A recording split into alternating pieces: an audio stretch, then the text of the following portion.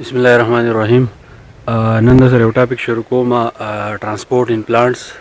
ترانسپورټ ان پلانټس مطلب دا دی چې کوم بوټي چې دي هغه چې کله موږ هغې له اوبو ورکړو اوبه څنګه جذب کوي یا چې دی موږ ته سرې واچوو هغه څنګه جذب کوي او د نورو ارګانیزم په شان چې دی په پلانټ کې داسې څه دي چې کله هغه په ځیله باندې اوبه چې دی جذب کړي هغه له پاسه چې دی پاڼې ته ځي یا چې دی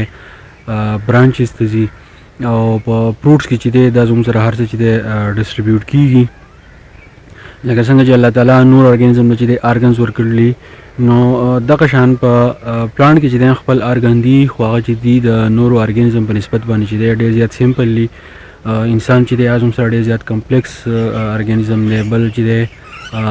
انیمل چې دی هم زموږ سره ډېر زیات کمپلیکس ارګانیزم دی نو په پلانټ کې چې کوم ارګنز دي زه تاسو یو بوټی ښیم پریکټیکلی زه تاسو ته یم چې یو بوټی چې دی که هغه لوی دی او که نه هغه وړوکی دی په هغه کې زموږ سره ترانسپورټ چې دی څنګه کېږي زه تاسو ته یو بوټی ښیم تاسو چې دی وینئ دا زموږ سره یو بوټی دی زموږ سره ایپل بوټی دی موږ چې ورته مڼه وایو نو اول به سر چې دی دا زموږ سره چې دی د دې لاندې چې دا زیله ده چې کله موږ دې له اوبه ورکړو نو هغه زیله چې ده هغه زیله چې دی اوبه جذب کړي په هغه زیله کې بیا له پاسه چې دی نري نري ویښته یي هغې ته موږ روټ هیرز وایو روټ هیر چې کله د اوبه جذب کوي نو یو پروسس کېږي چې هغې ته موږ ډیفیوژن وایو د هغه ډیفیوژن په ذریعه چې دی د اوبه جذب کړي نو د دې زیل نه بیا د اوبه راشي سټیم ته چې کله سټیم ته راورسي دلته کې تاسو یې دلته کې دا زموږ سره برانچ دی نو په دې برانچ کې چې دی دا بیا زموږ سره ډیوایډ کېږي دلته پکې چې دی دا لیوز دي نو په دې لیوز کې چې دی دا اوبه زموږ سره راشي او دغه شان یو د دې په دې سټیم کې چې کوم سیلونه دي یو سیل او بل سیل چې دی زموږ سره کنیکشن جوړ کړي نو هغې ته چې دی موږ سیلسیب وایو اول به سر چې دی ته کومې اوبه راشي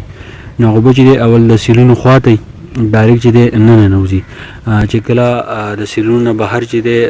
د سیلونو بهر انوایرمنټ کې چې کله د اوبو پریشر سیوا شي یعنی اوبو چې کوم کانسنس هغه سیوا شي د هغې نه بعد چې دی بیا سیل ته ننوځي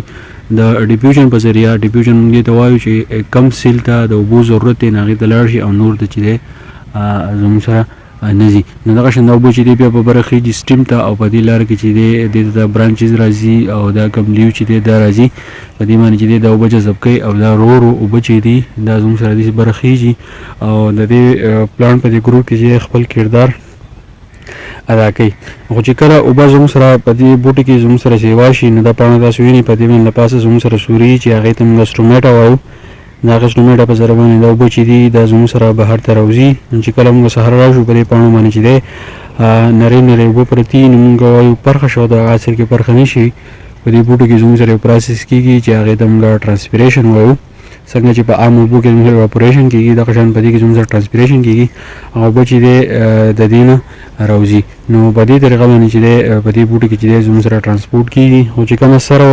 تاسو واچوئ یا تاسو نور مینرل واچوئ نو هغه سره او مینرل چې دي په دې اوبو کې زموږ سره چې دی جذب شي او د هغې جذب کېدو نه بعد چې دی نو د په هغې اوبو کې چې دی دا زموږ سره بر راخیږي او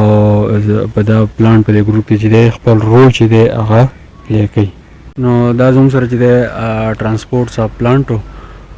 په پلانټ کې چې دی زموږ سره ترانسپورټ کېږي د کلاس 4 یا کلاس 5 کم کلاس 7 چې کوم ماشومان دي نو د هغوی دپاره دونه سمپل چې دی پوره دی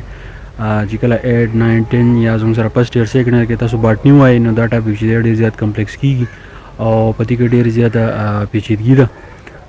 که په دې ټاپک تاسو پوه شئ نو ما ته په کمنټ کې چې دی ما ته ضرور وایي او که لایک یې هم کوئ او که تاسو زما د چینل باندې نوي نو زما د چینل چې دی ضرور سبسکرایب کړئ او ډېر ایجوکیشنل ویډیوز چې دي هغه زه د خپل چینل ته اپلوډ کوم او دا ویډیوګانې تاسو ګورئ انشاءالله یو کس بولو چې دی دا به ضرور پیدا ورکړي تھینک یو